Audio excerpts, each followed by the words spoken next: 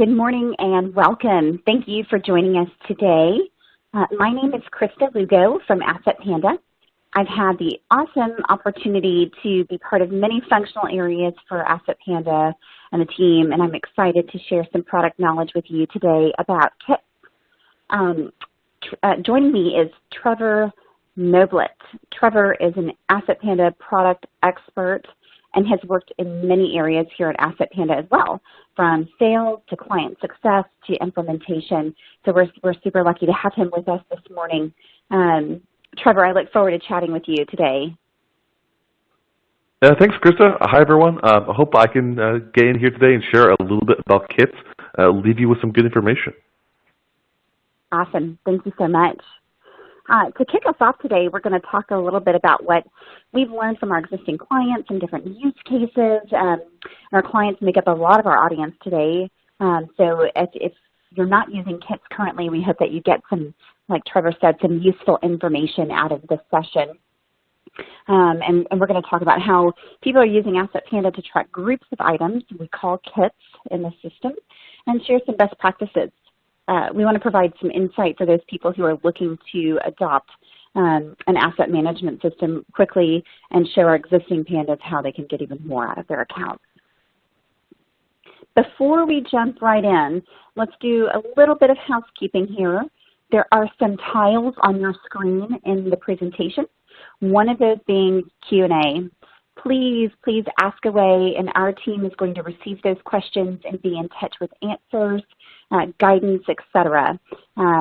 You'll also see a resource list here with ebooks that our marketing team has done a tremendous amount of research, just general industry research as well as our current client research.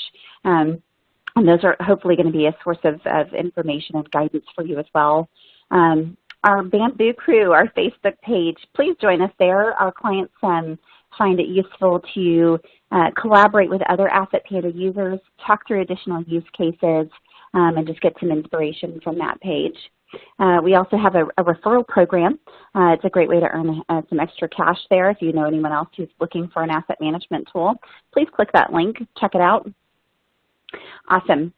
You'll see a media player there. We are going to be sharing some video content with you here, and that's actually going to walk you through some of the configuration of what we'll talk about today. So please, to get the most out of today's session, make sure that that is up and you can see that control there. Awesome. So let's go ahead and just jump in.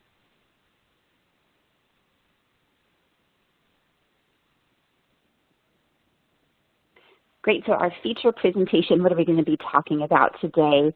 At a high level, what's a kit? I'm assuming that if you're here, you either want to know what that's about in Asset Panda, or you know what it is and you know that you need it. So we'll talk a little bit about what that means to us in Asset Panda and how it can help you. And then, of course, going into that, what is the purpose? What is the benefit? How is this going to help streamline your processes and create efficiencies for you? And then we'll hop into the configuration. So again, Trevor is here with me, and he is going to be our presenter today and talk through some of this stuff with us. So that being said, Trevor, I'm going to toss this one over to you. If you can jump in here and talk to us a little bit about what is the kit and start working through why it's useful, use cases, and things like that. Hey, Krista, absolutely. So kits are really, really interesting. And the cool thing about kits really is the flexibility here. So kits can mean a lot of different things to a lot of different people. And people are coming to Asset Panda for different reasons and are going to use kits totally differently. But when you break it down, kits are really just a bundle of assets or a group of assets. I like to think of it kind of as like a custom manifest.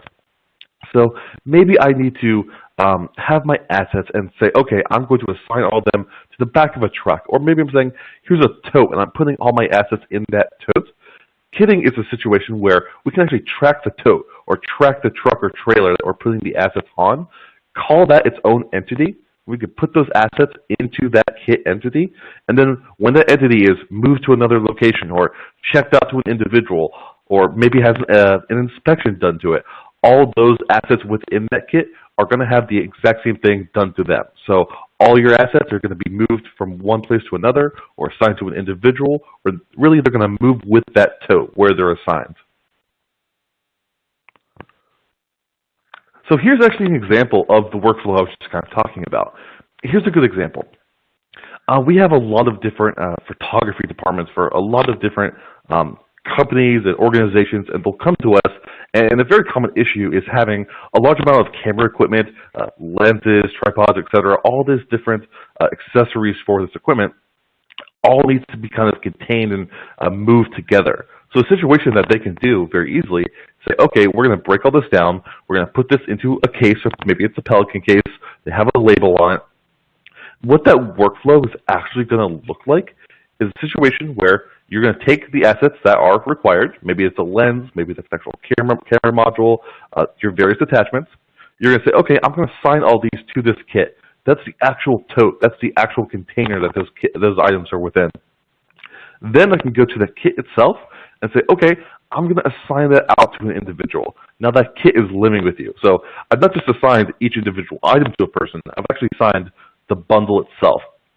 Then all that will be updated, all those items will be assigned to that individual. That individual can go, perform their work, perform their job, and then when they're done with it, all those items can be bulk returned. So we can take essentially that kit, check it back into us, and just like checking in all those assets, we can have all of them return back into our inventory. These are actually a few examples of some of the different industries that kitting can really benefit from. So these are actually just a few examples of where we think our customers are really getting the benefits of kitting. So lawn care and really just lawn care is really a big one. So a lot of different lawn care companies, landscaping companies end up coming to us, and typically how they will actually be organized is they'll have some kind of central shop, some kind of central equipment warehouse, etc., where they're dispatching different equipment loads on trucks, on trailers, out to different job sites. So they're saying, okay, they're deploying this out to a job site. They need to go landscape, complete this landscaping job. And actually what they'll do there is they'll put all those different mowers, sit-on-top mowers, hedgers, trimmers, etc. onto trucks. So they'll say, okay, what does this job require for the day? We're going to put all this equipment onto the back of the trailer. We're going to check that trailer out to a supervisor, to whoever needs to be in charge of that job. They can take it out, perform the job with their team, and then when it's coming back in, they'll actually be able to look at that kit and have a check-off manifest and say, okay, what items do I actually have to return here? What items need to be present on this truck before I can drive it back to the shop? So they make sure, hey, what am I missing? What do I actually need to return here? And construction companies are actually work very, very similarly. A lot of times they will need to have some kind of mobile tool warehouse where they'll take a truck or a trailer, put large amounts of hand tools, power tools, all kinds of things that they need to be accountable for, and they'll stick one of those out on a job site. So, hey, we don't have a power saw, we don't have a driller, etc. They can go over to that truck, they can go find a specific item and check it out kind of dynamically there. And so, being able to see, hey, what items are present at this job site, it's really important to us. Another really interesting use case actually is large equipment inspections. So we actually have the use case of a few diving companies with us. They'll need to go build different kits of the different suits they need to inspect on a regular basis. So the day beforehand, they'll actually go ahead and they'll kit out, hey, this is one of the diving suits that's going to be used tomorrow. And then immediately before that diving suit goes in the water, they're going up to that kit, they're scanning it, and they're running down a kit checklist inspection.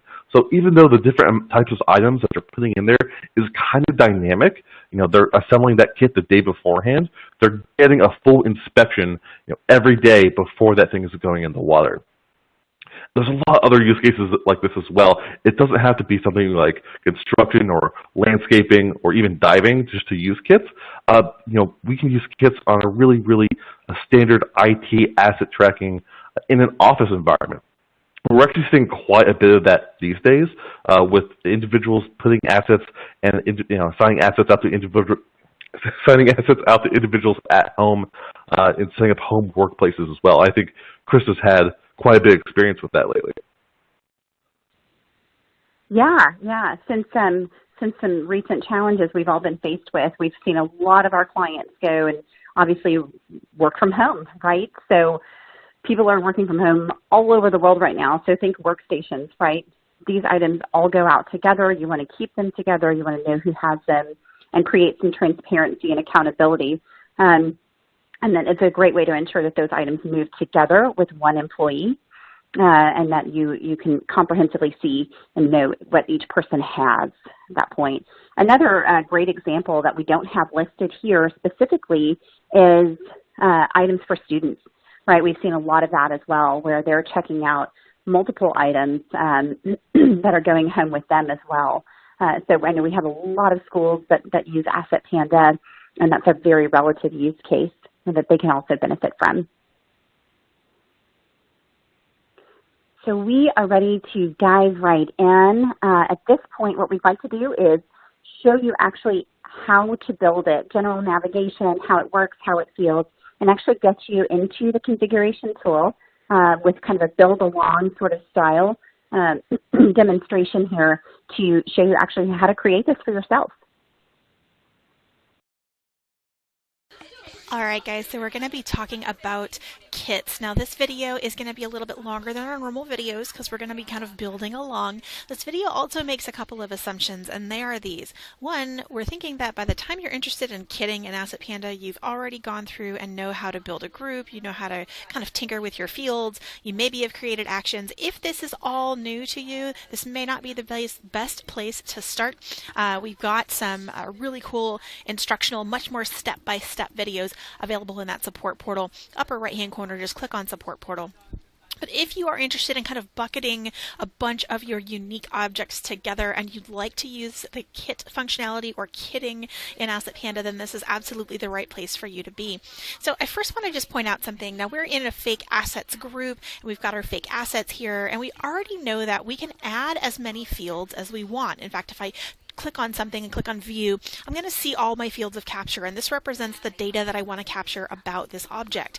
One of our other things that we can do with these is we can link these guys, these groups up at the top together, because when we're formatting these fields, we can choose to list the dropdown from other groups. It's called a group list. And the advantage to that means that if I go to another group, like let's say my employees group here, if I reference things like who has things checked out to them, I can get that cross-reference by looking at the linked tab. So here's just an example. If I click on Mr. Test here and click on his linked assets, I see that we have previously checked out a couple of assets to Mr. Test. It's a cross-reference. If I go and click on View, this is going to pop me back over to our assets page. I can see this specific object, and if I need to see, oh look, sure enough, it's checked out to Mr. Test, great. It's a nice big cross-reference. Now, you already know that stuff if you're an Asset Panda expert. So why are we talking about it in the context of kits? Well, here's the thing. The only thing that separates just saying that there's a referenced group, a group field on an asset from a kit is an action. So that's the only thing that we need to add. We need to figure out, okay, what is the kit? What does it represent? What does it need to do? And we're going to build some actions for it. So let's go ahead and kind of start from the top. Now, kits mean that we have unique objects like your assets. They have a unique identifier to them, and we need them to move all together for whatever reason. Couple of examples. I have people who are in the trade show industry. They put everything in a big crate and it ships to the trade show. They don't want to say, I'm going to unpack the kit and I'm going to count all my little bits and pieces. I actually just want to go to my kit and my crate and say, hey, this crate's going to the trade show and all of the assets that are inside it go with it. Another really popular example, I have people with fleet vehicles. The vehicle gets loaded up at the warehouse with a whole bunch of equipment. That equipment stays and lives on that fleet vehicle. It would be a real pain for that person to have to check out every single little bit of equipment every single day. So instead, we load up the truck. We say that there's a connection there with the truck, and so we call it a kit. When they take out the truck, they're taking out all the stuff in that kit. So kits is a really efficient way to run your show. Now, I will give this disclaimer. If you plan on unpacking your kit every single day, if you're like, you know what, there's different stuff in this kit all the time, the kits are probably not for you. Much better to just say, hey, I'm going to do a group action. I'm going to go ahead and check this out, and then I'm going to return it same day. If it's different stuff and you need a little bit of variation, enhanced actions. That's the way to go. Look up enhanced actions. It means that I can select a whole bunch of stuff. I can choose what's the same about them, like who's performing the action, and what's different, like where they're going. So we do have alternates. So kits really functions best when you're going to pack up something like a server with hardware on it. It's going to be there forever and always. It's pretty much its forever home, and we just need to be able to perform actions on the kit total. So we're going to go through the motions here of creating a new kit in this this group since we don't have one. The first thing is we need to decide what is our group. Now you may already have one. You may have a fleet. You may already have a container group, those big shipping containers. I don't in this one, so I'm going to be really not very creative, and I'm just going to create a new group by going to configuration, going into group settings, and I'm going to add a new group, and I'm literally just going to call it kit. Okay, so here's my non-creative start of my kit group. Now this is relatively cosmetic. Again, much deeper dive on how to create a group available in our support portal. But industry standard, we definitely want you to make sure that you're choosing this guy, because if we have the chance to delete something, which is a real no-no, but if you do, we would like as many steps to that as possible to prevent a whoopsie-doo. Also, really important for kids is that we definitely want to see linked objects. As we demonstrated with our employees, if that show linked is unchecked, we're not going to make that connection. We're not going to see anything at all. The next step is to go ahead and create whatever fields of information you want in this kit. Now remember, the fields are the data that you want to capture. It doesn't represent your assets yet. We're not there. Very forward thinking. In this kit group, whatever this is, if it's a vehicle, you might want a VIN number. If it is a shipping container, maybe you need that ID number or the size or dimensions. So take just a moment, write the information, bare bones, that you're going to need about your kit. How do you identify each kit from itself, and then what information do you need to know about it? Okay, through the magic of the little pause button here, I have some fields for this group. So it's a very straight line, streamlined kit group, just a good representation. Again, if you already have a group that you intend to just make your kits, that's perfect. It doesn't need to have kit in the title, doesn't need to have anything additional than what you may already have. Now, the second thing we need to figure out here is how do we get our assets or any kind of unique record loaded up into our kit. And that means that the thing that we're going to do is perform those behaviors from our assets group. So we need to kind of polish up that just a little bit. So let's close this, make sure we save our new group, and let's go into our actual assets group and just make sure that we've got everything we need to facilitate this kit communication here. Okay, so we have gone back into our configuration group settings. We're now in our assets group. We're going to edit the group and their field. Now here's the thing. If I, just kind of thinking this through, if I decide that I'm going to send one of my records into my kit group, I would like to be able very much to look at that record and figure out, just like we did with Mr. Test, who has it, which kit it's located in. And just like we did with Mr. Test, we had a field somewhere in here that says who is this checked out to. The person who it's assigned to is a group list that pulls from my employees group. We're going to repeat that. It's the exact same process for a kit. So I'm going to add a new field. Let's just say associated kit. And then we're going to make this a group list. And the group that we're going to choose is our kits group. Now we've got some really cool features in here where if you need to limit that to a particular kit, let's say you have 1,000 and you only have 50 that are open, you could do that. You could add a filter. So if this group, whatever this is, maybe you have vehicles and you have some that are in a status of out of service, or you have some that are retired, you would only want maybe active vehicles to qualify for this field. You can absolutely do that. Again, I'm keeping this really simplistic just for the purposes of time on the walkthrough, but I definitely want you guys to get as creative as you possibly can. So now that we have a field here, it's a place to house that information, you should be able to save this and go into your assets just like any other field and be able to see that either through your existing information or whenever you're adding something new. It's a good way to kind of take a look and see your fields, and you absolutely can, which is great. Now, the other thing that you probably already know about your fields here is that we do not want people to just manually change these and drop these down. We would like an actual action to be the thing that changes the value in these fields. It increases accountability, it increases efficiency because you can do things in multiples. So we really want to make sure that there is a way to transactionally say, hey, I took this thing and I loaded it up into this particular kit. So back we go, configuration, group settings, and we're going to go create an action. All right, so our assets, our actions, and what we need to do is we need to create an action that simply means that whatever we choose, whatever record we choose in our actions group, the whole point of it is to say, I want to change that field to say that it's in a specific kit, just like we did with our employees. Now, if you're really feeling froggy today, really tech savvy, you know that you can actually go to an existing action and edit it and duplicate that action if it's kind of the way you want it and just change a whole bunch of wording. So that's an option for you. I'm going to go ahead and add new and just create this from scratch just to kind of quickly go through the motions. And I do like to name my actions what they do. It's a lot easier for your users. So I'm just going to say assign to kit as the name of my action here.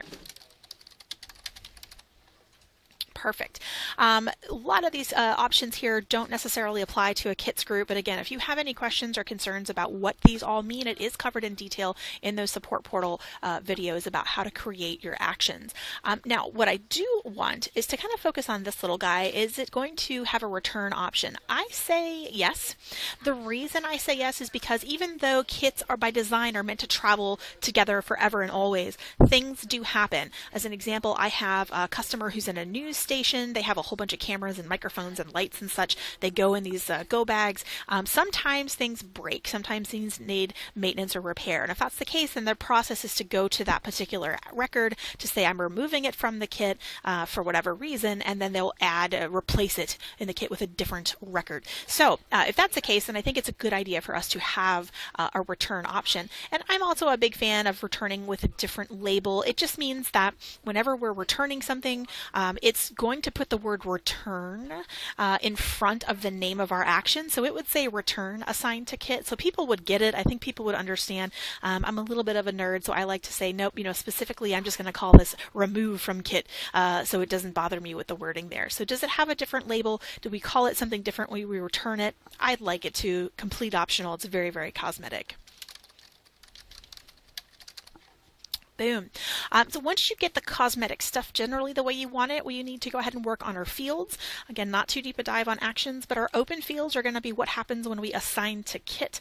Our close fields are going to be what happens when we remove from kit. I will share with you that out of the box, I want to know who did it and when did they do it on every single transaction. So I'm going to add a date field and a user stamp to capture that information. The other thing that you absolutely have to have, non-negotiable, is what is the name of the kit this thing is being sent to. That's going to change the field that we created. If we don't have that, there's no point in keeping track of it. So I'm going to quickly add those fields and the return fields just so you can take a look and see what it looks like.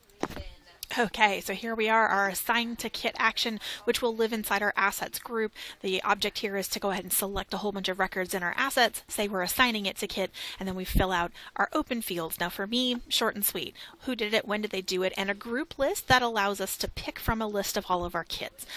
If the day comes where we have to remove one of our assets records from the kit, then we have our close fields here, who removed it, why they removed it. So that's pretty short and sweet. I hope you're getting creative. I hope you're adding as many fields as you possibly want, and just enough so that your users don't say, hey, there's too much stuff to fill out. But there is another area of focus that we have to make here. Now this is the change fields, and the change fields are always just a little bit tricky when people first dive into them. The idea here is, what do you expect to happen to the data in your account as a result of performing this action? And that's a really fancy way of saying, what do you want to be different? When you perform the action that's called send to kit, what do you expect to be different about it? Well, for me, we just went ahead and made that field that says which kit is this assigned to. So one of my changes should be, I want that field to update with whatever kit I choose off of this drop-down list. So the way to make that happen is to say we're going to add a new change field. And we're going to fill out this survey. And again, not as much detail as the how to create actions walkthrough video. But here we are. The group is in assets. It's exactly where I want the change to take effect. My field is going to be that one I added here, so associated kit. The change type happens to be a set value just because that's what's on the drop-down menu. But we do want to drop that down and change it. I don't want it to be the same kit every time. I want the flexibility of adding it to any kit on the list. So I want to actually update with the value from my action. I am saying whatever I choose right here is going to update here in my assets group. And the field happens to be called kit ID, so these are matchy-matchy. Same thing on the way back. If I have to remove it, I want that actually to just go away. If it's no longer in a kit, I can delete the information in that field. I do not need that kit ID to be there because that's a lie at that point. We've removed it from the kit. It's no longer in a kit. That bottom question, remember, that's always yes. My reasoning there is that if you have given someone permission to perform the action, even if they can't manually drop that menu down and change the field, you still want the action to perform as designed for them. So associated kit, or whatever you named it, we just need to link those, connect those dots. Now let's take this for a little bit of a spin, see what we've got so far. We're not quite done, but we're getting pretty close. All right, so this is us back in our assets group. I'm going to pick a random thing, and we're just going to walk through the motions of this action, and we're going to see if it's performing the way that we expect it to. Now, assigned to kit, here's who did it, when did they do it. I'm clicking and clicking and clicking. There's no kit ID. Erica, how do you test this? Well, here's the trick here. I haven't added any kits yet. So there's thing one that you need to understand. If you don't have anything in a group, it's absolutely not going to have anything to offer you. So let's go ahead and add some fake kits into our kit group just to kind of get some stuff in there. Wanted to trick you just a little bit, show you that. So if you made the same mistake that I usually do when I'm testing these, you'll know to go add some fake test material in there. Just add a couple. That's all we need. Okay, so let's try that again. So we're in a particular record. We're going to add this to our beautiful list of all of our kits that we created here. I'll choose number 2 just because. And what I expect to see change as a result of me performing that action is I expect to see my associated kit update. And it does. It says that this is in kit number 2. Here's the thing though, guys. I'm looking at this and I'm thinking, I think I missed a step because this asset still says it's available. That can't be. If something is tucked away in a toolbox, it's tucked away on a truck, I don't want people to think that it's available in my warehouse to come and get it, or it's available in my storage to come and get it. So what does that tell us? Well, if you're an Asset Panda rockstar, you already know it means we got to go create a status to accommodate this, and we need to make that status a change field. So let's take a look at those steps to see how that's going to go down. All right, so configuration, group settings, assets. We need a new status. We're going to go into our status fields, and we're going to just add new. How about on kit? Something like that. Can't be too creative, otherwise we'll take forever on these videos. Now that we have that, our next step is to go to configuration, group settings, and return to that action. And you know what? You absolutely can take this shortcut up here. It's your going to show which group you're in, and it kind of takes a shortcut to all those hyperlinks from your group settings menu. So our assigned to kit, let's go ahead and edit that action, and then we're going to scooch all the way down to the bottom. And now we're realizing that, hey, in addition to updating the kit ID field, I also want the status to change. So to make that happen, we're going to say new change field. This is correct. It takes place in our asset group. What I want to change is actually my status field, so I'll change that. And you know what? This time, set value is 100% correct. Oh, that's why that defaults. It's used all the time. Set value means it's a stamp. It means that 100% of the time, whenever I perform this action, I want the record to show it's on a kit. And then 100% of the time, when I remove it from the kit, let's say it goes back to being available. So we'll go ahead and set that. We'll go ahead and return that thing that we've added on the kit, and we'll take another peek at it and just see how that looks now. All right, let's try this again. So if I say that I'm going to assign this thing to a kit, I need to choose the kit ID. When I save this, I expect a couple of things now to happen. I want to see that associated kit field say, yep, this is the kit that it's on. I also want to see that status change to show that it's on a kit. And the value there, as you know, is that if I'm sorting by things based on their status to see what I've got available to choose from, this is a huge benefit. The other thing that we need to check lives inside our kits group. Let's see if we did a good job of connecting these dots. If I go into kit number 1, I should see my linked objects. I should see my linked assets, and I do. I've got my nice desktop. This is a weird kit. I've got my desktop going, so we can see any of those. Now, the last thing you need to do is just use your imagination about what is the workflow for your kit. If your kit happens to be something that gets sent out, does it say, okay, here's my action, send to my rep in the field? Is there a return action, like, hey, they received it? Do you put it on a vehicle and it lives in the vehicle the rest of its life? If so, does the vehicle get checked out to a new person every day, or does the vehicle get assigned permanently to an employee? So whatever your kit is, go ahead and now just go to configuration, go to your group settings, find your kit group, and go ahead and create whatever actions you need to do. If you feel really creative, you can make those change fields actually update things in your assets group, so that would be cool. So let us know how we can help you. This is a really quick version of this, but it's very, very valuable if you have something that needs to live together and travel as a pack for most of its life, forever and always. Remember, the support portal is here for those how do I style questions. It's very DIY. We encourage you to get in there and search around. We've also got opportunity here, lower right hand corner, for you to chat with any of our support team experts. We're in Central Time Zone, so during business hours, you get a question, pick up the phone, toll free 855 number, give us a call and ask away. And anytime you have any questions, concerns, start a ticket with us by simply emailing support@assetpanda.com. Awesome. So we covered a lot of information today. We're hoping these are features and demonstrations that will help you get into Asset Panda and not be afraid of that configuration tool, and allow you to utilize the functionality that will help you continue to manage your assets. And of course, we want you to know that we are here to help.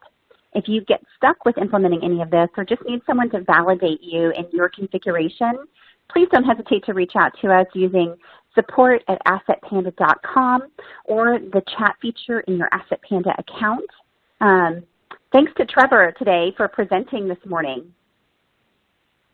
Absolutely, Krista. Thank you for having me. And I hope this really inspires the people to go check out kitting on their accounts. It's a really good benefit of Asset Panda, and I think it's really going to allow people to do a lot of really cool, interesting things. Awesome. So you guys look out for more upcoming webinars. We're finding more and more creative ways that Asset Panda is working for our clients every day. And we want to share those ideas so we can continue to get the most out of Asset Panda software. Thanks again for joining us, and we look forward to continuing to serve you.